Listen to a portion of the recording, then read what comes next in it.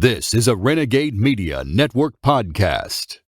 Let me tell you guys about a sponsor of this show, and that is Zippix toothpicks. They are wonderful flavored toothpicks that have nicotine in each one. You can find them at zippixtoothpicks.com. A lot of you are probably trying to kick a bad habit here in the new year. These are a great alternative to that habit. And it's come on, let's face it. They're sponsoring this show, so you know that's a good thing. But I'm telling you, they're the cheapest alternative on the market. They've got flavors. Let me tell you, right here, I've got my packet. Zippix toothpicks, spearmint spice. I love this flavor. They've got whiskey flavor. They've got clove flavor. They want to sponsor shows like mine, so that should make you want to give them some business. They've got a promo code with the Counterflow podcast. The promo code is BUCK. B-U-C-K, of course. So go to Zippix Toothpicks. That promo code, BUCK, will get you 10% off of your order. Once again, zippixtoothpicks.com, promo code BUCK for 10% off your order. They're delicious. They got just the right amount of nicotine in them, and you will enjoy them. Kick that nasty habit, and let's get to the show.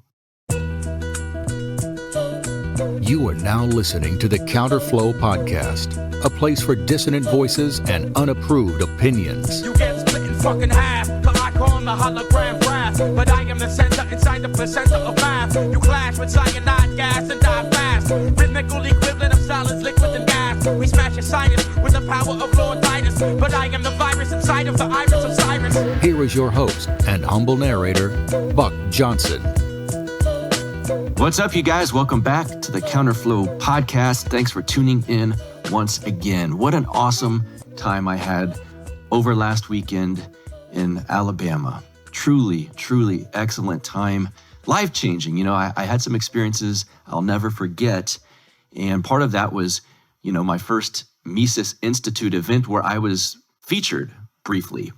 I was on a panel with Tho Bishop and Jonathan Newman at the Mises event there at the Avondale Brewing Company in Birmingham, Alabama.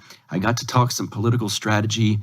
Man, I really enjoyed doing that. It was fun. Good meeting some of you people. Good chatting, hanging out with some friends there. I loved it.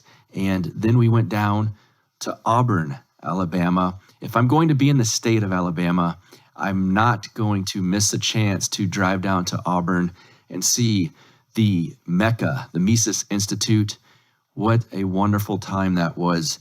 I was able to, just walking around the place and seeing how beautiful it is, how much bigger it is in person than I had imagined. The books. For those of you who love books like I do, it was simply amazing. Rothbard's personal collection of books, it was just cool. And if you're into the aesthetic of the old book style, there's so many great covers and the print in them, all of that stuff. Amazing. Sorry, I'm rambling a bit because, as you can tell, I had a great time. The president of the Mises Institute, Jeff Deist, such a great person, a wonderful gentleman, took my wife and I to lunch, got to chat with him about all kinds of things. And then I was honored to go up to the floor where Lew Rockwell's office is. Lew Rockwell, of course, the founder and chairman of the Mises Institute and one of my political heroes. I sat with him for about 30 minutes, my wife and I did, and just talked about many issues, Libertarian Party, politics at large, Southern history, all kinds of stuff. Lew Rockwell is a national treasure, and that was the 30 minutes of my life that I will never forget. That was quite amazing. So thanks for everyone there for being, thanks. See, I'm still getting tongue-tied. I was just thinking about that day. Thanks to everyone there at the Institute for being so welcoming and great. And this Christy there in the office, such a sweet lady. Great time. And so I highly recommend, if you're in the Auburn area, please go check out the Mises Institute. It is, like I said, it's the Mecca for us in our space. So also, I always say this at the end, but I should say it at the beginning as well. Check out our YouTube page because we're finally getting these videos pumped out. My man Justin, he's putting the recordings of the actual podcast on there, the video form, and he's making great little clips throughout the week, little bits and pieces that you can share with people of poignant moments through each episode. So I think you guys will check out the YouTube page. You'll like it. Obviously, just search in Counterflow with Buck Johnson. You'll find it. Come visit us in the Telegram group if you've got that app, Counterflow with Buck Johnson, also on the Telegram app. Let's get to my guest today. The first time I've had a state rep on the show. I've got Jeff Shipley, Republican from the Iowa House of Representatives. He represents their 82nd district.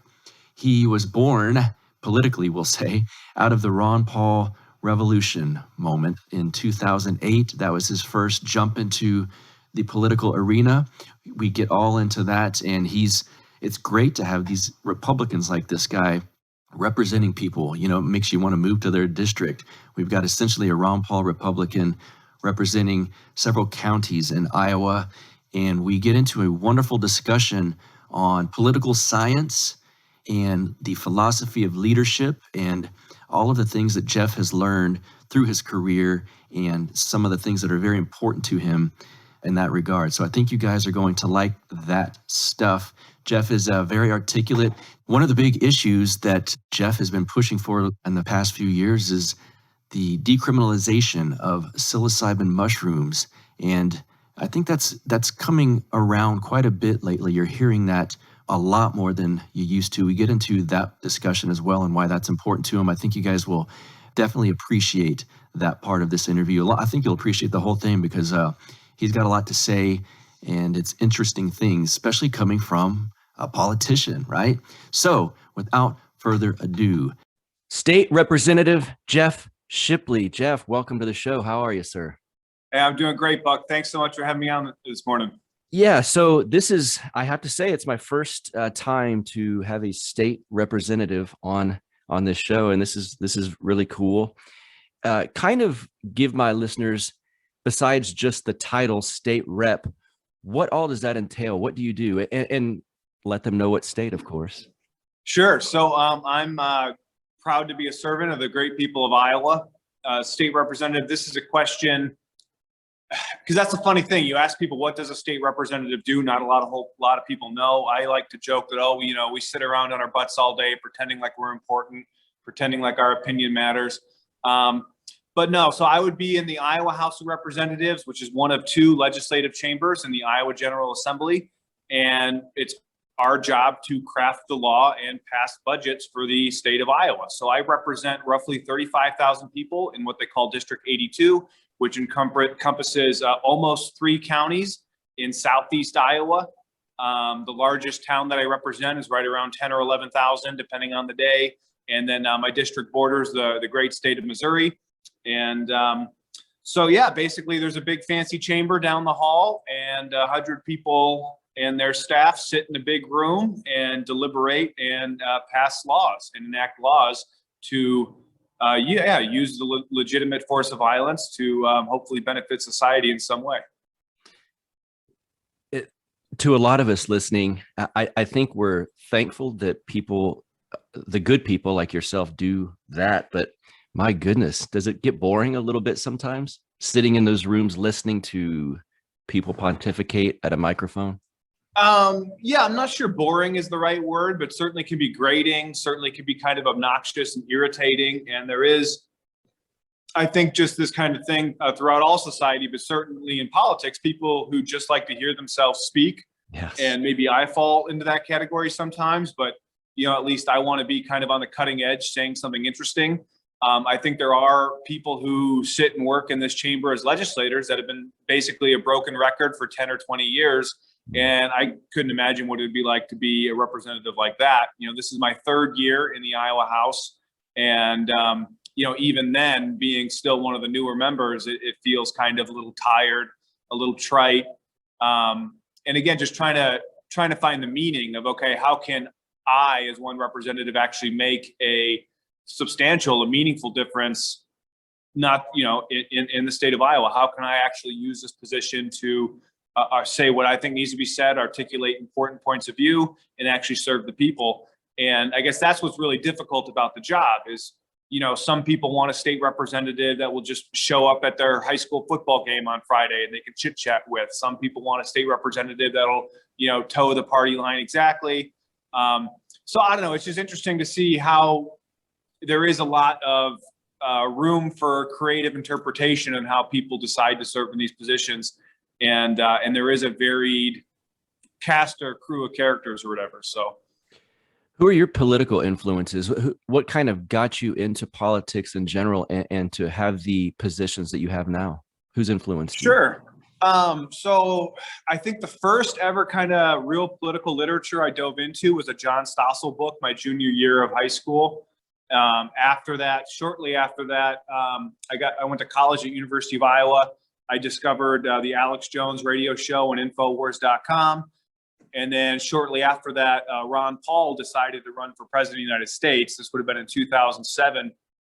And being an Iowan, that kind of afforded me a front row seat to the presidential selection process and the Republican presidential caucuses, and then the Ron Paul campaign, which I was happy to take a part of and learn from. I was taking part in the 2007-ish, 2008 campaign as well. I believe that's the time that, and it might have been your state, where there was this gathering sponsored by something like Citizens for Responsible or Against Taxes or something along those lines. And they invited all of the Republicans in the primary except Ron Paul. Do you remember that? Was that in Iowa? Yeah, that was a group called, I believe it was, I could be wrong on the details here, but I believe it was like a combination of the Iowa Tax Relief and then Iowa Faith and Freedom Coalition. I believe it was in the early summer of 2007. At that time, I was a college student at home. And so I was actually in Illinois working as a janitor. And I remember asking my parents if I could attend this, if I could drive to Des Moines and actually attend this rally that Ron Paul was going to host, his counter event. Yes. I wasn't able to attend in person because I was going to be attending the straw poll in a couple months. So I was still a young guy. My parents put the brakes on the activism when it came to that. But yeah, that's what it was in the early days, 2007 with Ron Paul, where the established Republican reaction, and again, I mean, George Bush was still president at this point, was pretending that Ron Paul just didn't exist, and they would, just omit him from the gatherings, and who would be the wiser. Thankfully, that strategy didn't prevail. But yes, I remember that happening. That was in Iowa. Yeah, and of all, like you said, it was something against taxes in general, or for promoting low taxes, of all people not to invite. They didn't invite the man who's against the income tax. And it was beautiful. Yeah, like you said, there was a counter gathering. And if I remember correctly, in the main one that they didn't invite him to, there's 25 or 30 people, and Ron Paul had this giant crowd chanting his name and everything. That was really kind of the first, oh my goodness, this guy's onto something, and not just us weirdos are going to know who he is. It's going to be a lot of people after this. I don't know if I would necessarily agree with that description. I guess it's funny how, history and memories can change, people's perception over time. I think those were still very much in the early days. My recollection, again, I wasn't there, was that, yes, Ron was able to get a sizable turnout. I don't know if I'd use the term gigantic, but I mean, it was clear that Ron wasn't going away and that he had support. I mean, that was definitely demonstrated. But it wasn't until I think the 2011 cycle that we started seeing things that I would consider, more gigantic or enormous, or, getting that kind of critical mass of people. Yeah, I had been in the libertarian movement, so to speak, since about 2000. So I was used to going into rooms that were gatherings or whatever with like 8 people. So just when it was like 60, I was like, oh my God, this is huge. So even that shocked me. Yeah, well, I remember having those same feelings too, of I remember early on first being in a room of like 30 or 35 or 40 people, especially those who had more, professional credentials, or, yeah, I mean, it is just a great feeling knowing that, you're not alone, and that there are a lot of other people who are at least interested in these same sort of things. So so just so people know, you're running, or you govern under, you're a Republican, correct? Correct. I am a Republican representative, and I've been a Republican activist essentially since those early Ron Paul days. I attended my first Republican convention in 2008 on behalf of Ron Paul, and yeah, I could go into that if you'd like. Yeah, I'm curious.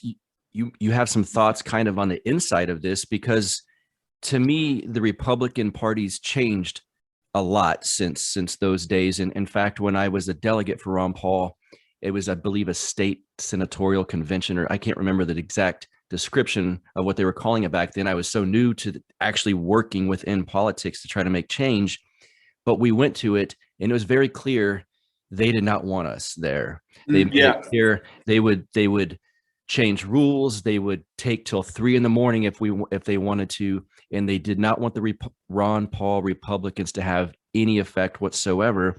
I think nowadays it does seem like a more ripe environment for the ideas that Ron Paul was discussing in 2008. It seems like maybe because of the Trump movement that the Republican Party is a more fertile ground to discuss ideas like pulling the troops out and anti-interventionism and stuff like that. What changes have you seen in the Republican Party since those days?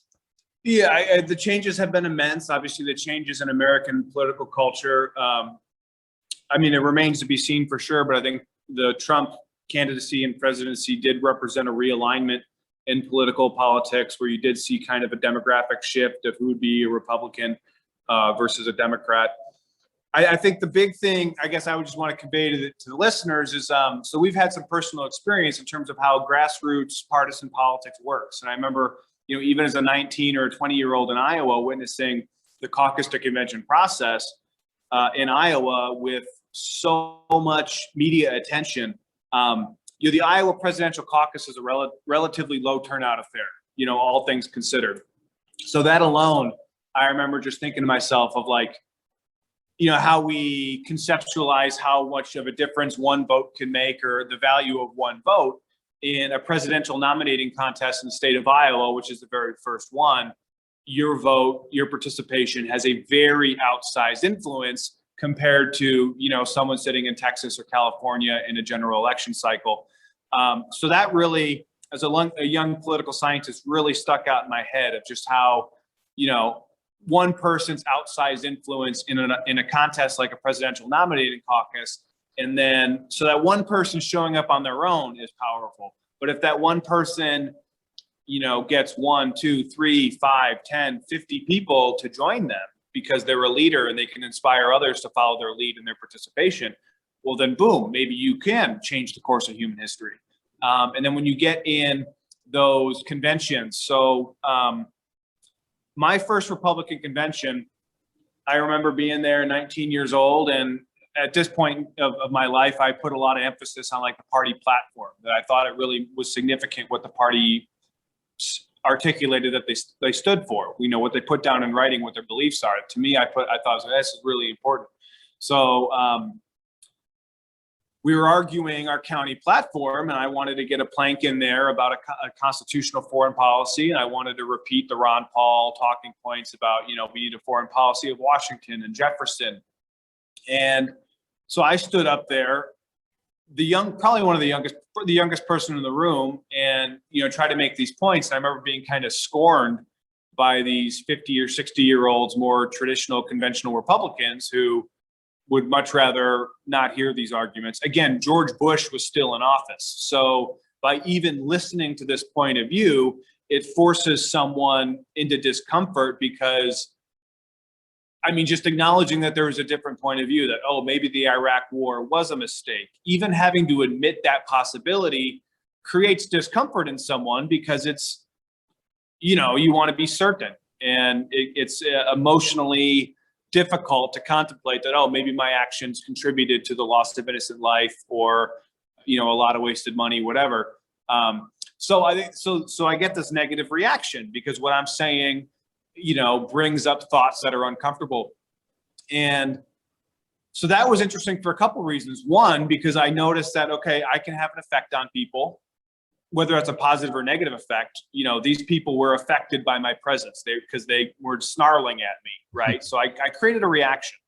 And then, well, if I wasn't there, then, it would be a lot easier for the rationalize that, these views aren't important, or that these views don't exist because I'm not hearing it. So by the virtue of me going to a Republican convention, showing up and using my voice on a controversial issue, it it affects the dynamic of the room. It affects the dynamic of the political party just by having someone within the party articulating a dissenting point of view.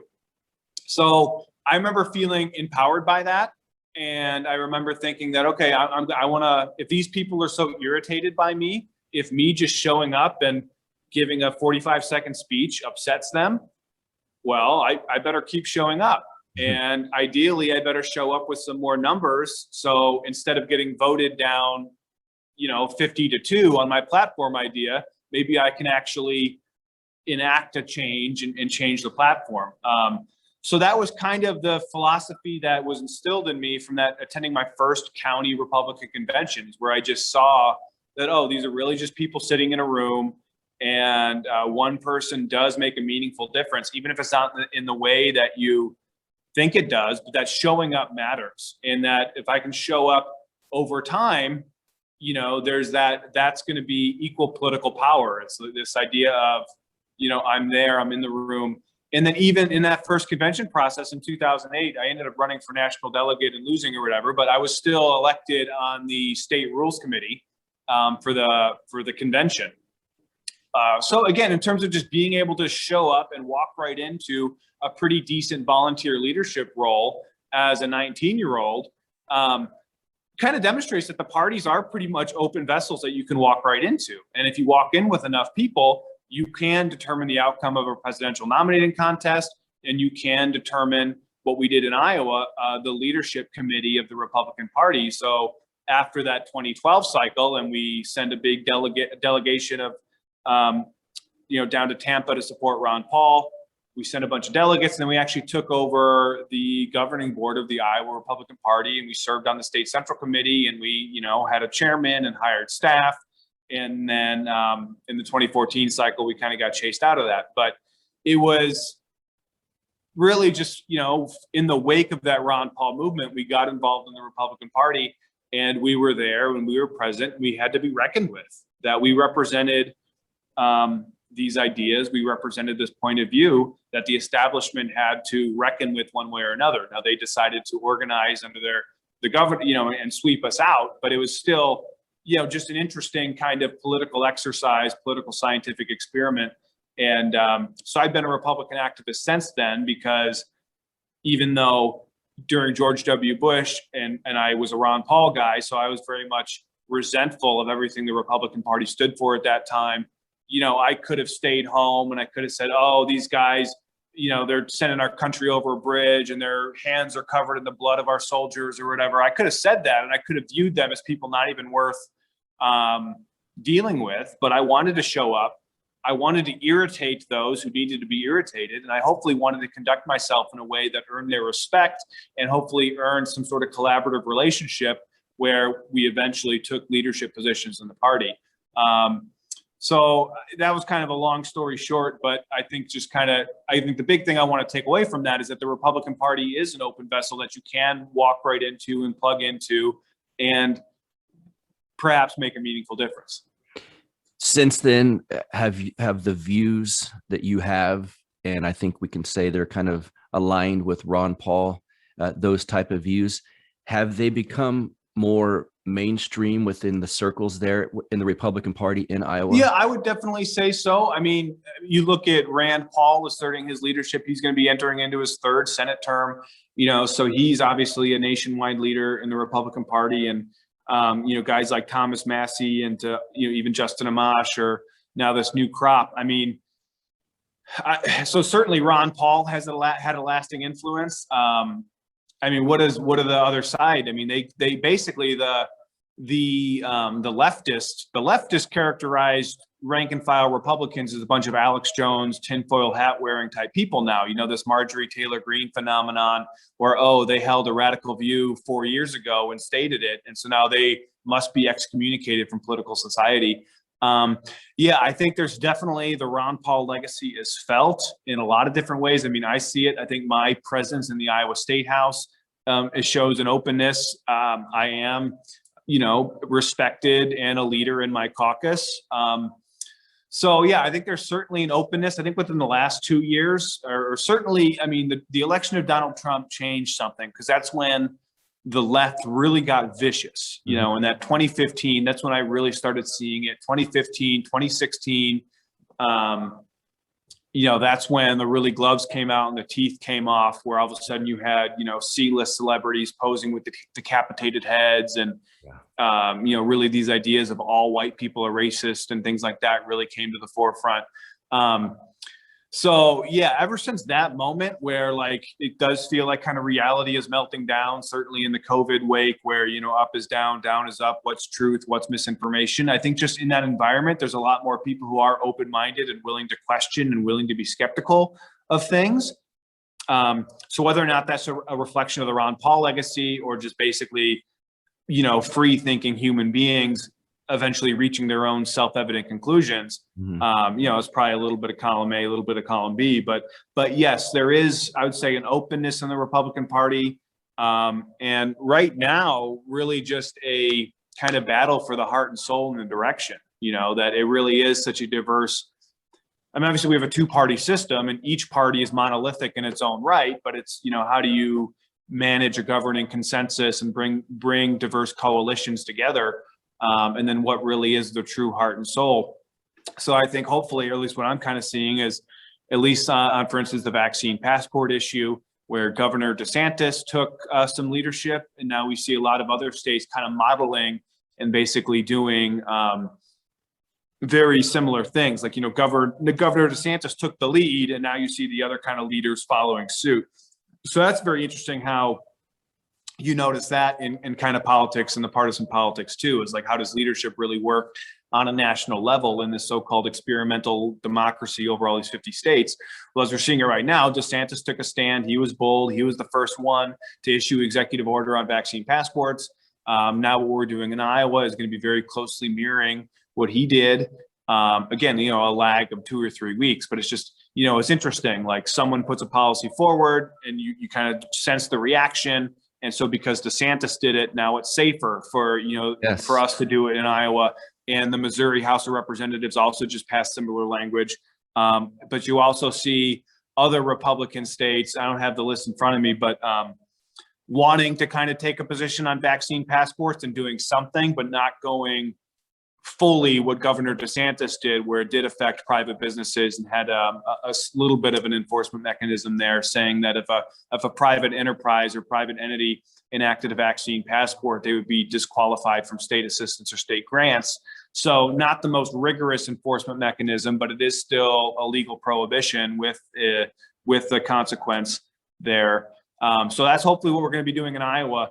And yeah, it was because DeSantis took that leadership and he basically assumed in the power vacuum that Trump left, you know, DeSantis has, by virtue of just taking action and leading, you know, he kind of becomes the, that de facto leader, or at least an interesting benchmark, you know, for observers to kind of, I mean, I don't know the right words. But you understand what I'm saying. Yes. Like, it is kind of just a big follow the leader game, and everyone's just looking at each other, trying to figure out what can we do. And I think, for a long time, maybe we could just say before Donald Trump, Republicans, conservatives, there's been a tendency for them to kind of, if they act at all, just to be reactionary. And the left is always pushing forward incrementally, many times, until about the last 5 years, where we've seen giant leaps and jumps forward. And a lot of Republicans have been scared to break out of this mold where I don't want to be attacked by the media. I want to have my seat of power for many years to come. I don't want to be labeled as a Nazi or any of these kind of things. And Donald Trump kind of shattered that a bit, and I think gave Republicans a little bit of a backbone, to be quite honest. And it's funny, you see Ron DeSantis has clearly accepted the leadership position, where he's saying, well, I'll just lead on this. I don't care what they call me. And with each little battle that he fights with the media, we saw this thing with 60 Minutes where they're clearly doctoring the tape to make him look bad. It's like it makes him stronger.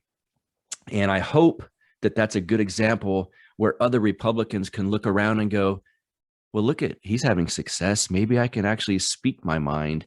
And I've said this on a few podcasts. We have Governor Greg Abbott here in Texas, and I'm just waiting for the day. He's okay. He freed the state. He lifted the lockdowns. He lifted the mask mandates. At some point, maybe he could step forward and lead on an issue like that. And he's doing the same with the vaccine passport. But it's always DeSantis. He's always the first one out in front. And I have to applaud him for that, because it's just to see a Republican gain a backbone and some spine and go, attack me all you want. I'm leading my state. I want him to start calling himself the president of Florida. I think it'd be amazing. Let me tell you about the official coffee of the Counterflow podcast, and that is Lorenzotti Coffee over at lorenzotti.coffee. I drink Lorenzotti coffee every morning. It's that damn good. They are a great company run by very like-minded individuals. And what they do is they get their coffee beans imported directly from Italy. Then they package it up, vacuum seal it, of course, and it's ready to be shipped right to you. You got to go check out their storefront at lorenzotti.coffee. They've got these great looking coffee grinders. They've got beautiful tins that you can get the coffee shipped in and keep it there on your kitchen counter. That's kind of what I do, actually. They've got pre-ground, whole bean, 12 packs, 5 packs, 3 packs. Really, any amount you may need, you will find it on their site. It's LORENZOTTI.coffee. You are loyal listeners to this show. They are loyal supporters of this show, which means you get a discount. Type in promo code BUCK at checkout and you will get 10% off of your order. That's BUCK, B-U-C-K, at checkout for 10% off of your order when you go to lorenzotti.coffee. See you there? Drink it every morning while you listen to this show. Let me ask you this. So I was studying the elections that you won. It was quite a small margin of victory. Mm-hmm.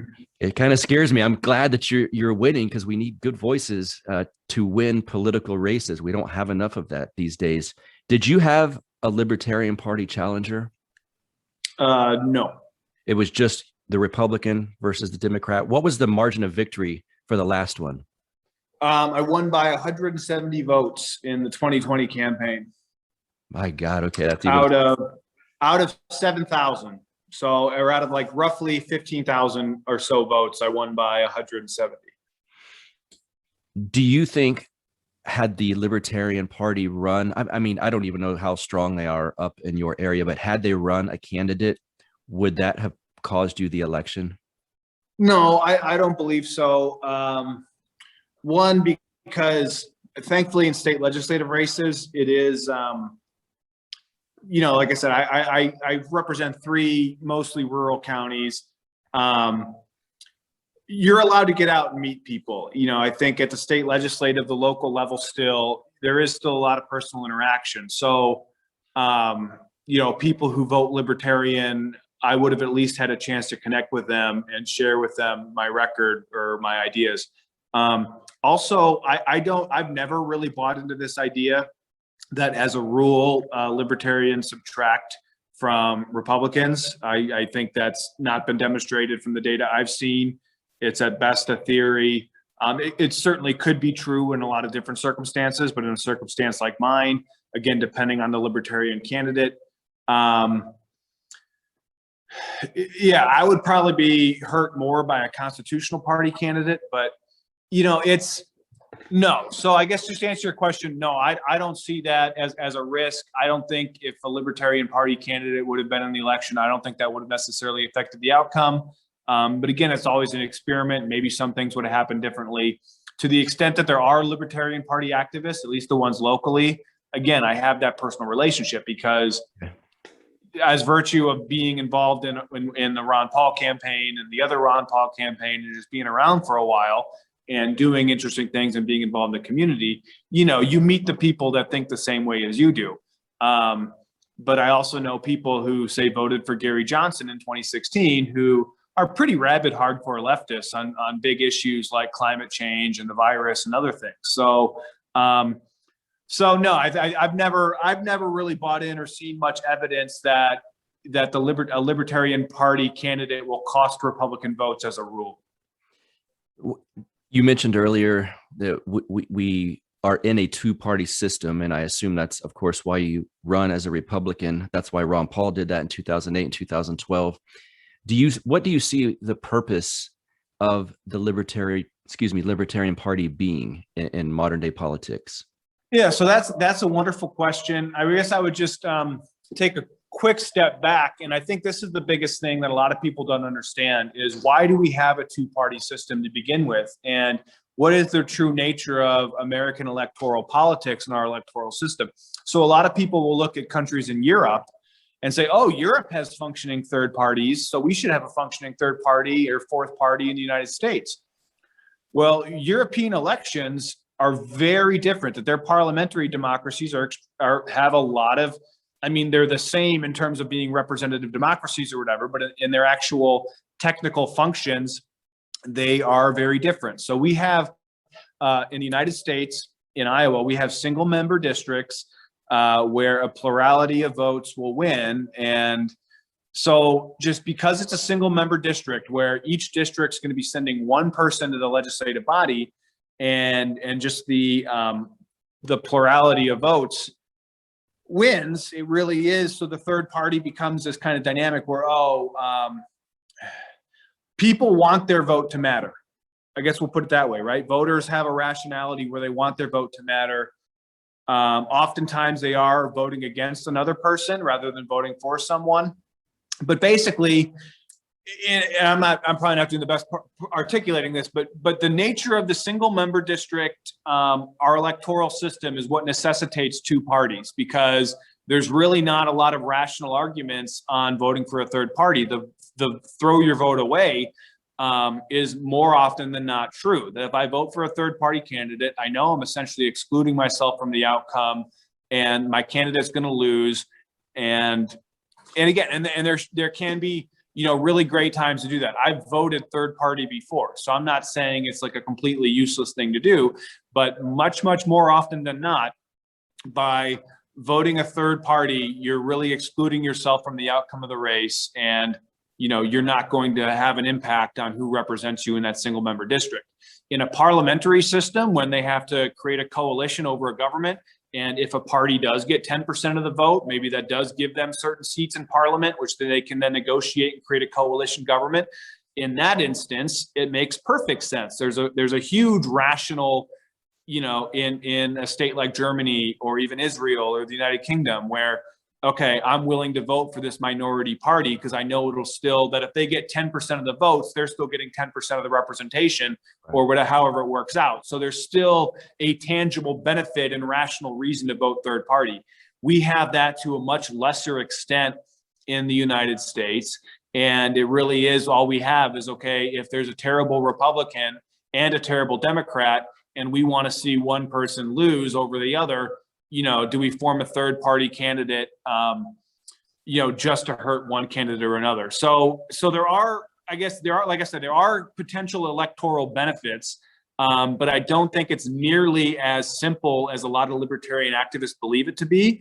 And I remember seeing this too. Like I said, when I first started realizing this was in 2011 in the state of Virginia, where their Libertarian Party candidate was pro-choice and took a lot of other kind of liberal positions, took a lot more Democratic rhetoric on some of the hot button issues that race.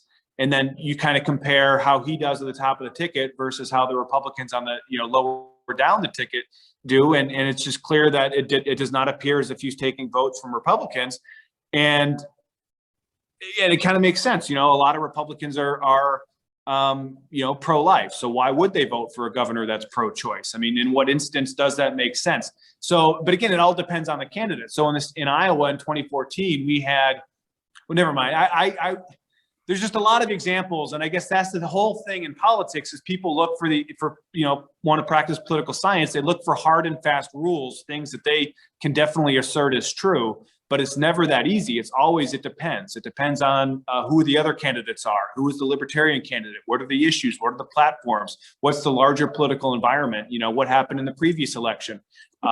So there's always all these much more contextual factors that just kind of play into the race. So I would say the purpose of the Libertarian Party, I mean, certainly it's not achieving its purpose now in many ways. You look at, I mean, who is the 2020 Joe, whatever, I don't even remember who it was. That's how ineffective they were, right? I seem to like this Spike Cohen guy. He seems to be a more articulate spokesperson. He had a really great story of overcoming a multiple sclerosis diagnosis that I shared on my Facebook, because I think that's the most important message we need right now, is that it is possible for individuals to take charge of their own health. So I really appreciate Spike Cohen for articulating that. I think that's the guy's name. That's the guy's name, right? Yeah. So, but the overall purpose, I mean, I guess it's tough, because I mean, the purpose should be okay. Politics is the affairs of the city, or politics is, the power relationships among people. So if you want to be politically empowered, invest in genuine human connection, invest in long-term relationships, whether that's in your community, your school district, your family, your friends, but that's where political power is going to come from. So, I mean, I don't want to discourage libertarians, because I know there was a libertarian guy who was elected to city council in, I think it's Waverly, Iowa, maybe. And I think Schneider is his name. And he seems to be doing a lot of great things from what I can see, in terms of just saying things that need to be said as it relates to lockdown politics and the virus. So because this guy was able to get on the city council, that gives him much, more status to speak on any issue, even if it is a public health related issue that he's never going to vote on. By virtue of being a city council member, it still gives him more status to speak. So, I mean, that's a great success, where he was able to get himself to elected office and achieve a position of trust and responsibility in the community. And you do that over enough decades, you can create actual political power. All politics is local. I mean, let's just focus on this for a second, that all politics is local. And again, it's because, what really does govern you. Most of your taxes are going to be, your local property taxes are going to be levied at the county level, at the municipal level. So really, while we are often entranced with the, national or international narratives, which are incredibly important, that we know the overall direction that the world is heading, ultimately, there's a lot more that we can get plugged into and make a difference. Like my friend Judy, she just attended city council meetings basically nonstop for a year or two, just because she wanted to learn more about the city. And then boom, she basically becomes the city council member because of that, because there's a seven-member board. It's allocated by districts. And, a lot of times there's someone who retires from the seat and they don't have an immediate heir apparent within a geographical district.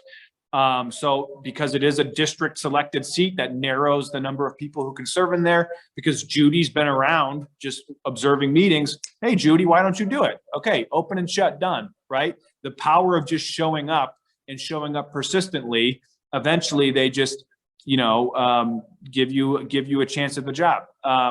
So all politics is local, and that's where really, like I said, the power is going to come from genuine human connections, from relationship. A leader is someone who takes responsibility, right? A leader is someone who can direct people and resources, that resources and people will follow their direction. That's what a leader does. So you can be a leader in all sorts of ways. I always joke that before I was state representative, my qualification for this job was I helped put on the Wiener Dog Racing event in my town. And because I did such a good job at that, they said, okay, well, you're so good at making this event happen. You did such a good job sending out thank you notes and invitations and making sure we had plenty of prizes. You did such a great job making sure people had fun. Yeah, go to the State House and figure out the budget for us, because you're as good as the next guy. So it's really like it is. It's just, showing up. So as far as the Libertarian Party, how that fits in, yeah, you want to field candidates for office, especially the local offices, which are going to be nonpartisan, and hopefully just find people who can articulate things that will connect with people, who can articulate issues in a way that people will resonate with. And it's really the big thing that I notice between a successful politician versus an activist who annoys everyone is, are you asking questions, right? Like the Jordan Peterson thing. Do you have the humility that whoever you're talking to, you can actually learn something from? rather than, me knocking on someone's door and saying, hey, this is my position on the Second Amendment. This is my position on free speech. I'm hardcore freedom. Does this sound good to you? Or like, can I have your, it's like, no, I'm not going to endorse. Hey, I'm your state representative. Second Amendment's a big issue that a lot of people care about. I want to know what your thoughts are, right? What's most important to you? And this is the thing, when you actually go door to door and talk to people, normal people are not obsessing with politics. They maybe pay attention, 3 to 5 weeks out of the year when they have to make a decision on who to vote for, but it's not really a part of their daily life because they're focusing on their career. They're focusing on their family.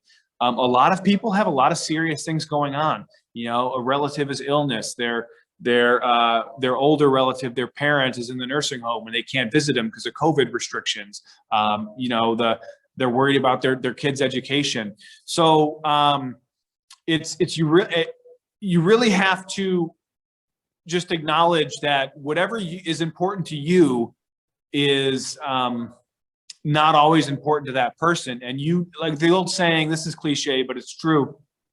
No one cares how much you know until they know how much you care. And the things that people care about will often be different than what you expect. And you need to be able to ask the question and listen to what that person is truly important to them and be in a position to respond to their needs, whatever they are. So, a lot of times, I'll find myself in a position where I'm listening to someone for an hour and a half or something, and it's a very difficult story. Maybe they have a special needs child or someone with a debilitating illness, and they're having a really hard time with, Medicare, Medicaid reimbursement or something incredibly complicated that honestly, I'm not going to be able to do more than just flag the problem and kind of, write a note about it or get staff to write up. I don't know if I can really help that person, but I can be there and listen. And that's honestly what people want, right? Everyone wants to be heard. They want to be acknowledged. They need to feel every person is important just by virtue of existing. And we need to honor and respect that. So sometimes like I said before, just showing up to the high school sports game or showing up and listening and just being there as a source of support, but hey, that's an incredibly difficult circumstance. I'm so sorry you're going through this. It sounds incredibly challenging. Let me know if there is something I can do to help, whether that's, shovel the driveway. And again, that's the thing. Nobody ever actually takes you up on it because most people are able to kind of manage their own affairs and get it together, but they just want to know that you're there for them. That's really what they're looking for is, okay, if I vote for this person, one, can I trust them? Are they telling me the truth? And do I think they're going to do a good job? They don't really care about my position on drug reform so much or any of these other what I'm saying? I'm kind of babbling now, but you get the point that there's a depth of human relationship that needs to be explored because that's the glue that actually creates a society. That was a lot to unpack. There's some really good stuff in there. What are some of the issues that, I don't know, maybe we could say you're known for, or not just issues that your constituents express that are important to them, or maybe even issues you specifically bring to the table and maybe people just kind of gloss over. What are you known for? If I went to some of your constituents and said, what do you guys think about Jeff Shipley, or what's your favorite position he's taken? What are some of those issues? Yeah, that's a great question. Before I go off on that rant, I just want to further elucidate, because on the purpose of the Libertarian Party, and again, I don't know exactly what the purpose is, but I can definitely tell you as an example of what I've seen where they're really missing the mark. So just to wrap my mind, just to close this loop in my mind or whatever, but so I kind of just laid a big kind of part that you want to be communicating to what's important to that person, whatever that thing is. And at least in the state of Iowa, I see libertarians really focusing on just the things that's important to them. And they're really fulfilling the stereotype that libertarians are just selfish people that only care about themselves. And that plays out in looking at the issues that they get most fired up on. So I think, and I haven't followed it too closely, but I know the Libertarian Party of Iowa is very upset about this voting law that we just passed, that, it's our election security bill, and it alters some of the ballot requirements. A few years ago, I had heard that libertarians wanted to be treated like a major party. So we passed a law that puts them on the same plane as, what a major party needs to do to get ballot access, what I'm going to need to do to get ballot access. The libertarians need to do the exact same thing. They freaked out. They kicked and screamed. And here's the thing. No one is going to care about that issue at all, except a libertarian person who wants to be on the ballot. So they've chosen an issue that appeals to really just themselves, which I think is literally maybe 15 or 20 people across the whole entire state. And they're putting all their eggs, all their energy in that basket. And they're proving by that, they're selfish, basically, that they're only in politics for themselves. And all they care about, the only political issue at the state house, is making sure that they can run their meaningless campaigns. So anyway, I want to share that as an example of what not to do and how not to connect with people. In terms of the issues I'm known for. So I guess I'll just start. I don't know if I should start by just, time, from the beginning. I got elected. The main issue in the 2018 campaign that I used to drive a wedge between me and my opponent was the utility company was installing smart meters against customers' wishes. And basically, the smart meter thing, long story short, was a way for the power company to justify rate increases by infrastructure outlays. So, with regulated utilities, there's only so much that they can charge their customers for electric rates. And so they need to be basically making investments on their end so they can recover that and then some by charging customers more rate. Then there's also a big concern that these meters were radiating electromagnetic smog that would harm human health and create a lot of data concerns. So again, maybe not the most, big ticket issue or something that's on a lot of people's minds, but if it's your house that the electric company is installing one of these things on, you better believe it's important to you. And in my community is so I unseated an incumbent Democrat. I was able to, no other Republican, I filed at the last minute and basically became the Republican candidate because no other Republican wanted to. There was a vacancy on the ballot. So I see this kind of issue as, hey, this is something that needs to be talked about that that a lot of people care about. And by a lot of people, I mean a few hundred, enough to swing a local election. Sorry, I'm trying to answer your question without getting too sidetracked. In terms of just how electoral politics works, that I mentioned before about how small people can make a difference in competitive districts. It really is where you're talking about the swing voters. Is though in a district like mine, the couple of hundred people who would be willing, who previously voted for a Democrat, what would actually motivate them to vote for a Republican or change their vote? An issue that they care a lot about could do that. So if the electric company is installing this piece of equipment on your house that you don't want, that you think is going to cost you money long-term, that could actually be impairing your health, that's going to be important to you. And a state representative should be connected to those concerns.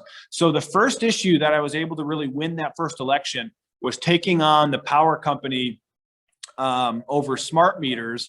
And because I knew there was and basically I was able to just get plugged in. I earned the trust of the local activists who are working on the issue just by showing up and asking, I didn't show up and give a speech about how good I am on the issue. I showed up and I just said, hey, how can I help? Right. So because I showed up a couple times, said, how can I help? And then I actually did what they asked, even if what I thought that they were doing wasn't really that, important, or maybe I thought it was a little bit silly, but I just did it because they asked me to. I was there. I made it clear I was there to help. So that was a big success, and we were able to get a really good email list, and that's why we were able to unseat a popular Democrat incumbent in a race that was called the most surprising upset of the election cycle in the state of Iowa. We did that by connecting on a local issue that most people completely overlooked. So I've done a lot on electromagnetic frequency. I gave a big floor speech on relating to cell towers, cellular infrastructure. A lot of people were concerned about 5G networks. The first controversial vote I took as a lawmaker, a freshman lawmaker, my second or third, fourth week in or whatever, I voted against state supplemental aid. I voted against the education budget essentially. And this is like a cardinal sin of politics, right? Who could ever vote against education? You're voting against the kids. You're destroying your political career by doing this. It was a 99-1 vote on what they call the transportation equity. This was a new fund for school districts that are geographically large. They have more expense busing kids to school. So, the legislature appropriated a handful, I think it was $8 million or something, to specifically, affect this disparity in transportation costs. I voted against that because I don't believe I think the schools have plenty of money. I think the schools are doing a pretty terrible job with the money they have. I think they're harming kids in a lot of ways. I think there's a lot of ways we can create flexibility and fluidity in those resources to ensure every kid is getting the education they need. But so anyway, I took a 99-1 vote, and this is the thing, and this is why people thought it was political suicide, is because I represent rural school districts. And this money to them equaled, $400,000 or $250,000, a good chunk of money that they really appreciate. And here I am taking a 99-1 vote. And again, I didn't give a speech on that. I just, put the button and kind of stuck my head down because it was the first time I took a 99-1 vote in the Iowa House. And I felt like it was the right thing to do, but nobody really else understood. So off the bat, and that's the interesting thing is that's really not that controversial, right? The thing passed 99-1. You don't need to give the one a hard time and try to browbeat him into all this stuff. But they really came at me hard back home, and the Democrats show up at the forums and they say all these things. And this is funny. So this is 2019. Even back then I mentioned, there's a lot about remote learning and, online schooling that we really should be exploring as a potential tool. And of course, when I mentioned that, that was completely unacceptable because online learning is awful and could never be implemented. And we don't have the broadband to sustain that anyway, which is just incredibly ironic because a year later, obviously nobody cared and everything was anyway. So I staked out some ground, some anti-public education positions very early on in my legislative career that drew a lot of ire and animosity that, I had to explain back home. Okay, hey, because for the person who's not too politically involved, like I said, your average person, they do take offense to that, right? If you send your kid to Davis County High School and I'm voting, I'm saying that they don't need any more money. It's easy for someone to kind of take offense to that. Why is he doing this? I give money to the booster club and I'm giving my money to the school district, and Jeff Shipley thinks that, that I shouldn't be, or that I need to give more money or whatever.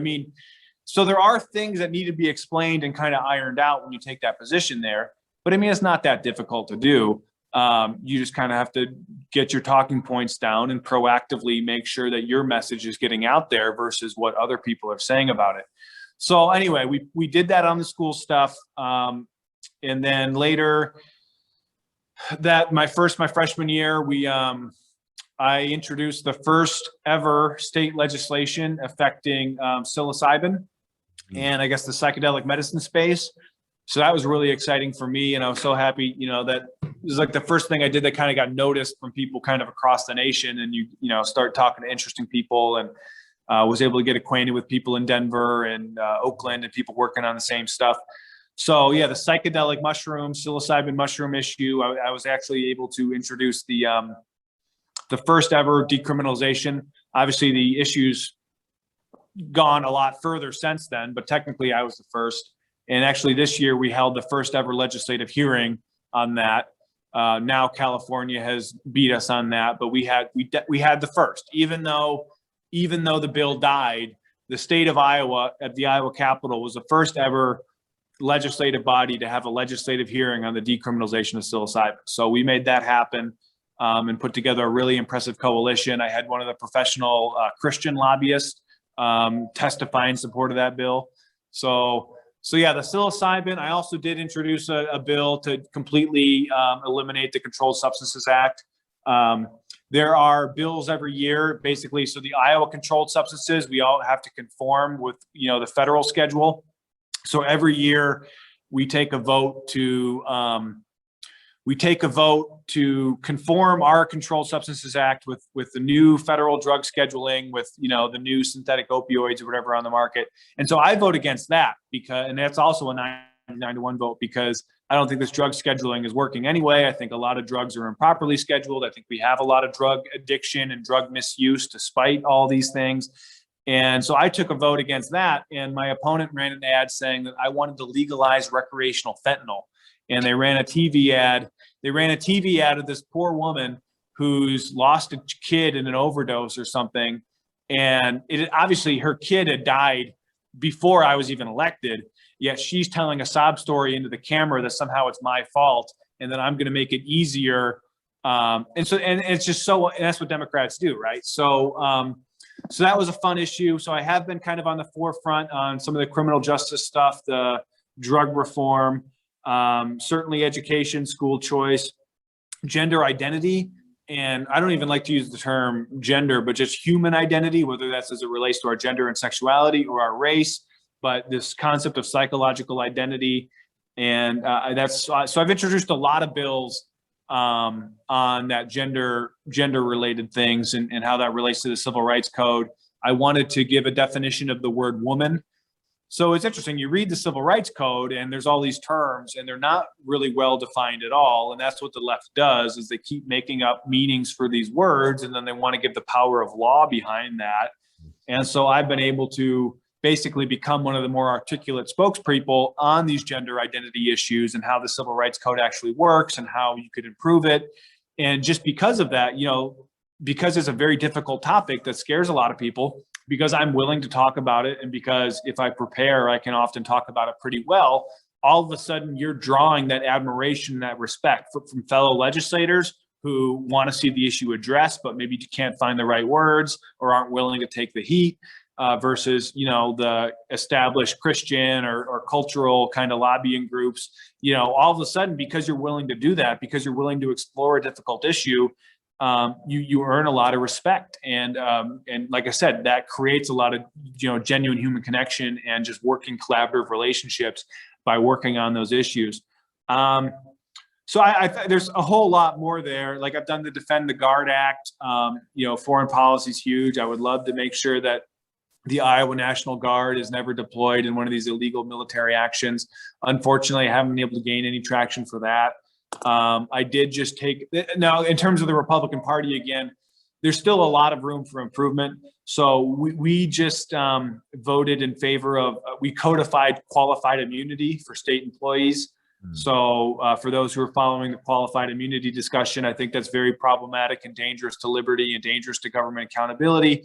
Unfortunately, because the Republican Party is caught in this kind of pendulum between Back the Blue and Black Lives Matter, you know, we're in this false dichotomy. So, you know, it's all just that political masquerade of wanting to support law enforcement or whatever. So that was a bad bill, but I was able to take a vote against that. And I was one of 2 Republicans who voted against that. And now, you know, we're going to be able to talk about it and hopefully provide a platform to those who really want to have a discussion about how do you hold government employees accountable when, you know, even if they follow the law, when they do something wrong. So that's a big issue that's just come up recently. But again, why I can't really stand, you know, the Republicans are so bad. Look, they're authoritarian bootlickers. They're supporting cops and denying citizens a right to redress their grievances or sue or whatever. Well, 7 Democrats voted for the bill too, you know? So it's just kind of the politics and just really the kind of pendulum swing of the collective consciousness of the people that's really at play. And, you know, it's not just one party or the other. You know, there are things I like about Democrats on some issues. Like it pains me.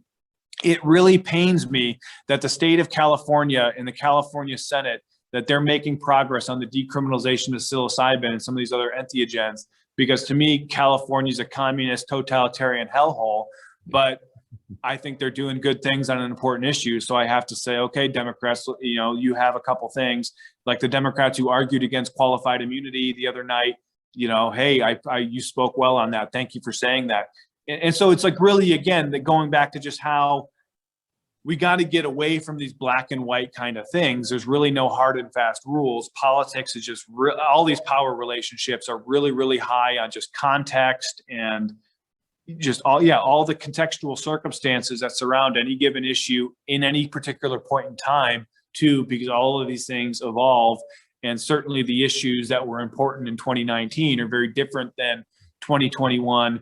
And I'll say this too, that with our world is changing so fast and so rapid, this evolution is just it's really intense and accelerating.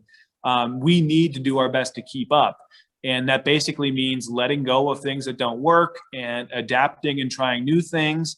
And that's what I just see with some political activists is they get stuck in a mindset. They're not willing to grow. They're not willing to evolve, and they get left in the dust. So, like I see some of these libertarians, they're still sharing memes from like 2019.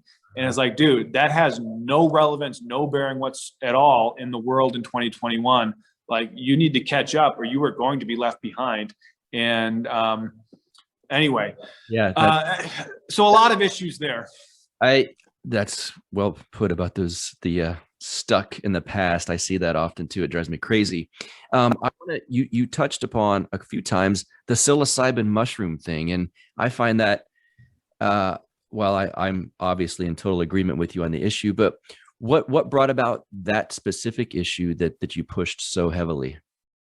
Yeah, I mean, probably personal experience. It really did a great thing for me. I was going through a lot of insecurity. It was actually back in 2011 when Ron Paul was in town. And I mean, even back then, I had a lot of angst about the world. And maybe I was more of a nihilist back then because I just assumed the monetary system was going to collapse and all these things were going to happen. But I've had really wonderful, positive experiences with psilocybin. I believe in the mental health space that there is really a need for therapies that work. I think the reason why anxiety and depression just keeps getting worse and worse is because we don't really know how to treat those things. Like when I look at standard medical protocols, like I just think they're so ass backwards 90% of the time. And that's definitely true in the psychologist therapist space where a lot of people are practicing these things and they aren't really able to achieve, meaningful results. I mean, unless you're, a Jordan Peterson type, like there are just a lot of practitioners that we're not able to treat, or we're just treating these things and not curing them. So, with the present state of psychopharmacology and depression, anxiety, mental health treatment, we're just missing the mark. The mushrooms are cool in so many different ways, how just within our Earth ecosystem, the mycelium really do represent, that connection between living things. Like you'll see it in the soil where, if you're in the forest, they've theorized and they believe now that the mycelium network that exists within the soil can actually allow as a communication mechanism between, living trees and things like that. So there are messages, there are even, maybe micronutrients being transported across this kind of network that exists that, every footstep we take, out in the park or something, that we're as humans just totally oblivious to everything that's happening in the soil beneath us. And that there are a lot of these natural forces. And again, going back to humility and just how arrogant and ignorant human beings are, there's just so much going on in this world that we don't even comprehend. And it just drives me completely crazy. Like even recently I was listening to a biological researcher. He was talking about the science of regeneration and how a lot of organisms can, not a lot, but there are organisms out there that, the plenary worms, you can cut them into 200 pieces and then it becomes, they're able to regrow and they're able to basically become 200 separate worms, and that the memory of the original worm, like the memory persists in all the new things that you just cut up. So and then what drove me crazy is that, so they're describing this very mysterious biological mechanism that they really can't understand or comprehend, but they were trying to replicate it for AI technology was the whole thing. So I just see the whole thing as like, there's these huge forces of nature that we're barely scratching the surface of, that we're benefiting from, but we don't really understand. And yet we're still tinkering and playing with it like we do. And so I just always thought the mushroom was a tool. I mean, for me, it gave me a lot of humility. I love eating these mushrooms because they'll knock you on your butt and they'll explain to you all the stupid things you've done throughout your whole entire life. again, with the right intention and deliberation. And I think I was very fortunate when I had my first experience where it was communicated to me very clearly that no, this is not a recreational substance. Recreation might be a side effect. You might have a lot of fun doing this, but that's not the primary purpose. The primary purpose is connecting with this larger kind of evolutionary tool of assessing where are you at in your life? Where did you come from? Where are you going? And I think that's basically the whole crisis of Western civilization and why we love Jordan Peterson so much. Because, okay, what is the meaning? What is the purpose? Who am I? What is my identity? Because however you answer those questions is going to, determine your world essentially. So I think the mushrooms help with that. Let's talk about one of my favorite sponsors of this show, and that is Paloma Verde over at palomaverdestore.com. It's a wonderful small business run by a great couple out of San Antonio, Texas. That would be Carlos and Vanessa. What will you find at palomaverdestore.com? All things CBD, everything you need in that regard. This is your one-stop shop. They've got CBD gummies, CBD pet products, CBD soft gels, tinctures, topicals, and you've heard me in the past rave about the sports cream. I'm going to rave about it again because it works very, very well. I cannot recommend it enough. You know who else recommends their products? My dog, Lux. He's about 10 years old now. He was not getting around as quickly as he used to until I started putting some of it on his food every morning. How cool is that? So I've got a promo code for you guys because you're loyal listeners of this show and they are loyal supporters. It is BUCK, B-U-C-K. At checkout, that will get you 25% off of any purchase over $75. And check this out. You sign up for their emails and then you'll get an extra 10% off, which will then give you a total of 35% off of your order. How cool is that? Again, that is promo code BUCK, B-U-C-K at checkout, palomaverdestore.com. Let's get back to the show. Yes, that's extremely well put. I love how deep you went. And when you hear someone like you articulate this, if people have the experiences themselves and you think there's lawmakers that want this little mushroom to be illegal, it seems insane. Well, that was one of my first things. I said, okay, these things, they're prohibited in code. How many lawmakers can accurately pronounce these and describe what they are? Right. None of you guys can.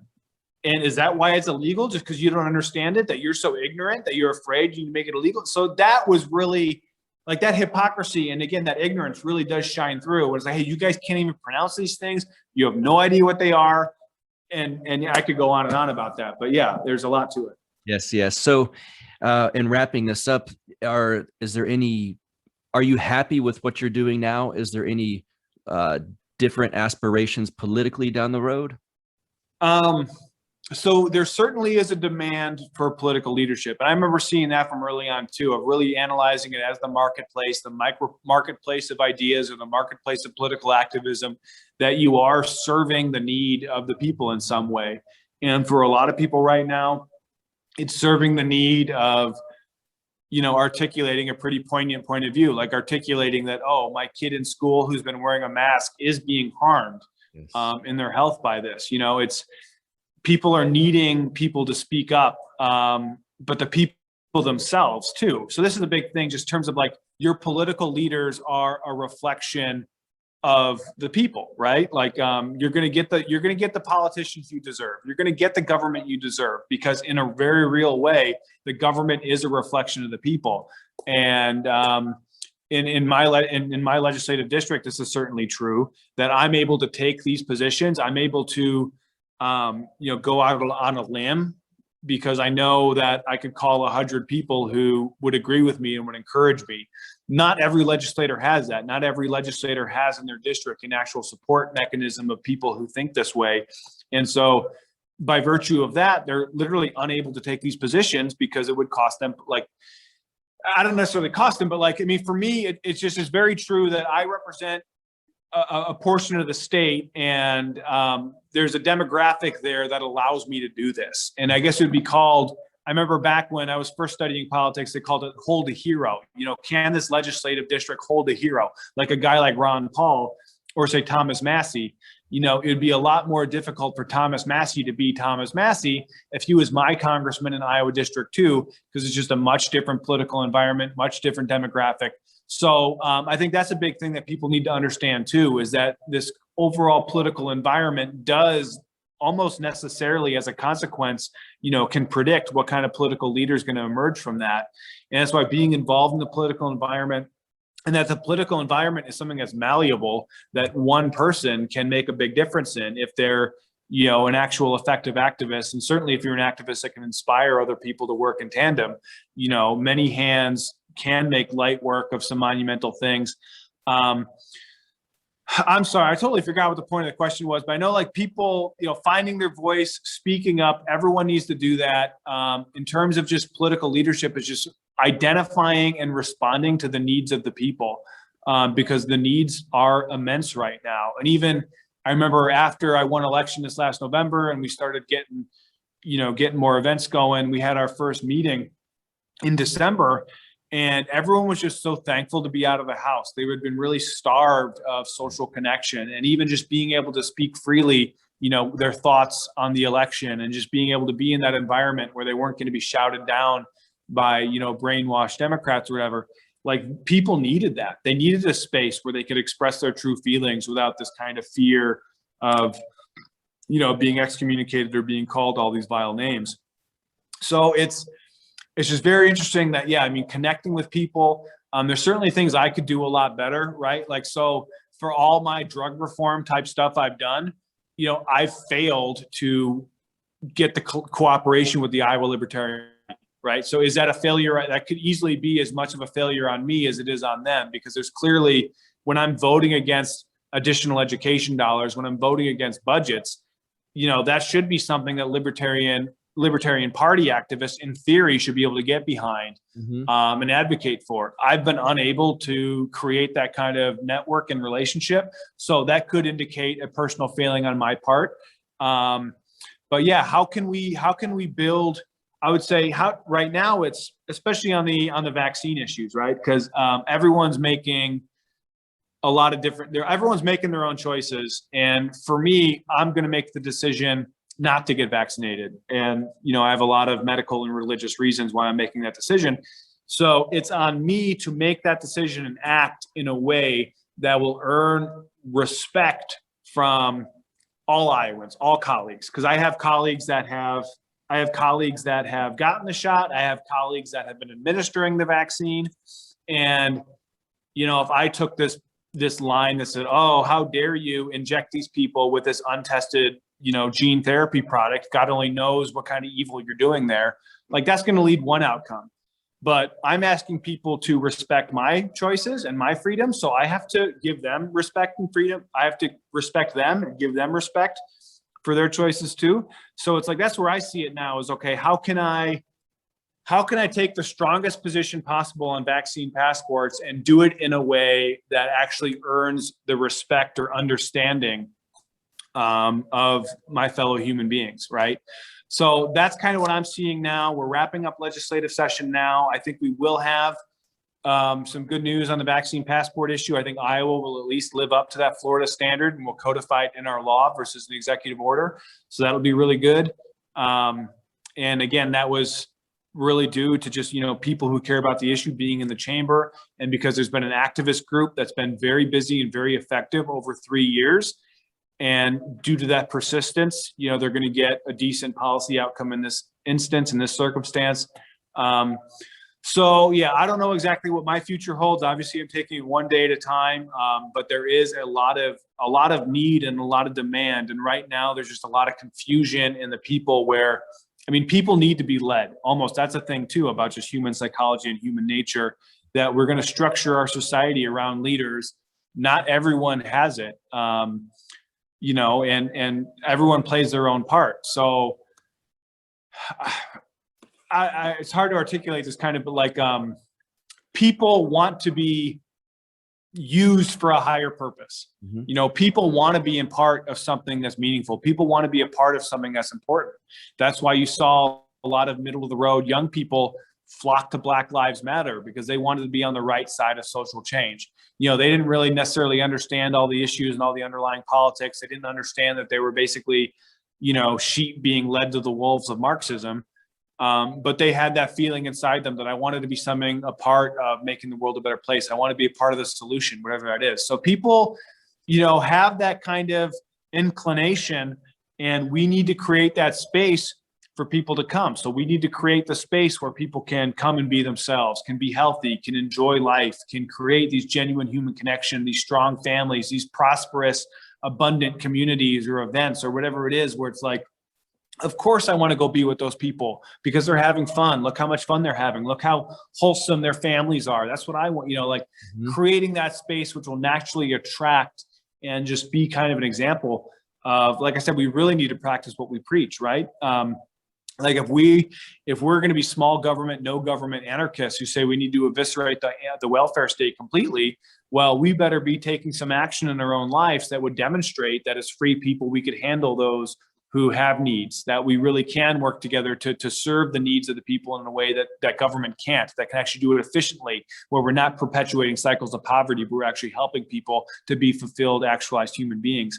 So we really need to step up and practice what we preach in terms of creating the world that we want to see.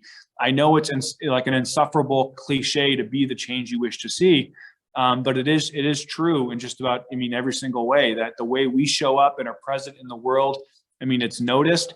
A lot of these libertarian people, they find themselves on the fringes because they're just fringe people. You know, they maybe never fit in well in high school or were never, I mean, so they're on the fringes because they just are square pegs in round holes. They relegate themselves to the fringes because they do things that naturally ostracize themselves. So let's not be catering to the fringes, and let's be finding a way to just acknowledge human nature and acknowledge just how can we, again, align with that human nature in a way that empowers ourselves and empowers our community. Because, I mean, the way I just see it now, we have the setting sun world, the world going towards fear, the world going towards totalitarianism.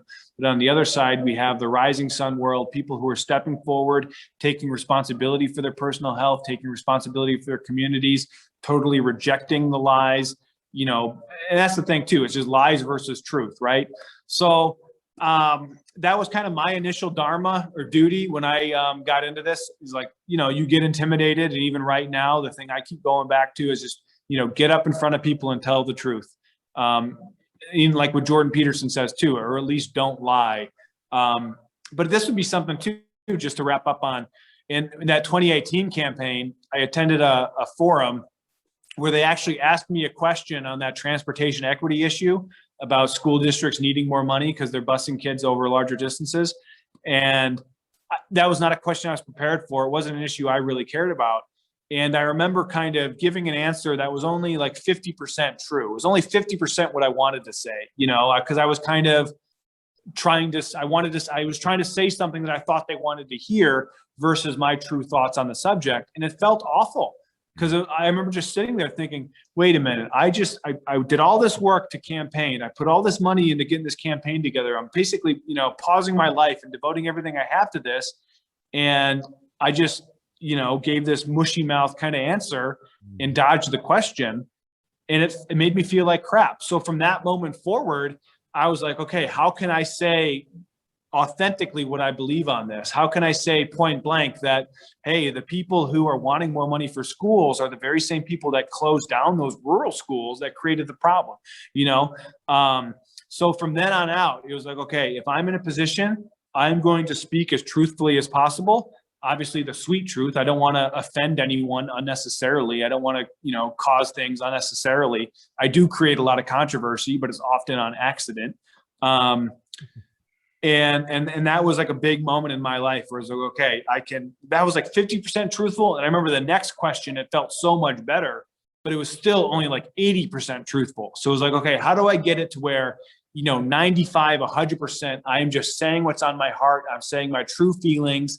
And so that was just something that stuck out in my mind ever. And for the last few years, it is as easy as just getting up in front of people and telling the truth, even if your voice shakes, even if you're scared.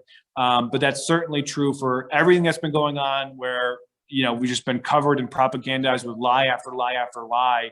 And just, you have to get that the truth has to be articulated somehow, because articulating truthful things, that in itself is just powerful. So anyway, a lot of metaphysical philosophy there. I don't know if that's what you're hoping to hear. I've been ranting and raving too much, and I know we're out of time, but just thank you for the opportunity. And I hope there was something interesting that got parsed out of there. So there's a lot in there. It's been wonderful. Also, plug anything you want to, your online presence, your Twitter handle, any of that stuff, so my audience can find you. Yeah, follow me on Twitter, Jeff Shipley 77, Facebook.com/PeaceLoveIowa, PeaceLoveIowa.com. Have some just newsletters linked. There's a donation link on there. I have some big fundraising goals this year. Money does equal power in a lot of ways. I know it's an unfortunate part of politics, but money is extremely important to just making sure you can get your message out. I say that, nothing can change reality quicker than a big pile of cash can. So anyone who's got a lot of money sitting around, I got some big goals this year. Would love to get a donation. PeaceLoveIowa.com/donate. Follow me at Twitter, Jeff Shipley 77, Facebook, Jeff Shipley, Peace Love Iowa. So I should be pretty accessible. Have a lot of stuff on YouTube as well. So just would love to keep up and communicate with all those people, and certainly just want to have these conversations. And so even if you are, a Mises Caucus liberty activist, would love to just hear about what you're doing and find different ways to plug in to really just show up for the long term. Because me being in this position now really was, just the natural outgrowth of 10 years of activism, starting as a Ron Paul delegate, 19-year-old, after that 2008 campaign. So anyway, just it's so great to see our movement. I think we need to be optimistic, but we need to create that future. So here we are. Excellent. Well put. Jeff Shipley, thank you so much for joining me here on Counterflow. Awesome. Thanks, Buck. Take care. Sure. All right. Hope you guys enjoyed that nice chat with Jeff Shipley. What a cool politician. You don't get to say that very often, do you? So, Jeff, thanks again for being here on the show. And like I mentioned at the top of the show, the YouTube page, we got a lot more going on there now these days, thanks to my man Justin. So go check it out. Search Counterflow with Buck Johnson on YouTube. Of course, you will find it, and subscribe to the channel. And leave a rating and review, if you will, on iTunes. You can follow me on Twitter at Buck Rebel, BuckRebel. And I mentioned at the top of the show that wonderful panel experience I had at the Mises Institute event. Next week, the episode, I don't want to give any surprises away, but it will be discussing what we discussed on the panel, because the actual recording from that day will not be released. So for all who have asked me about that, it will not be released. So next episode, we will be covering what exactly went on there. And, oh yeah, check out the new website. It's not new, but we finally got the new web address. See, I almost said the old one. Counterflowpodcast.com. You can find everything related to this show at counterflowpodcast.com. And until next week, you guys have an awesome one. You get split in fucking half, but I call him the hologram graph. But I am the center inside the placenta of math. You clash with cyanide gas and die fast. Rhythmical equivalent of solids, liquid, and gas. We smash your sinus with the power of Lord Titus. But I am the virus inside of the iris of Cyrus. Like the sound of the Counterflow podcast? Our audio production is provided by Podsworth Media. Check them out at podsworth.com. This has been the Counterflow Podcast, a part of the Renegade Media Network.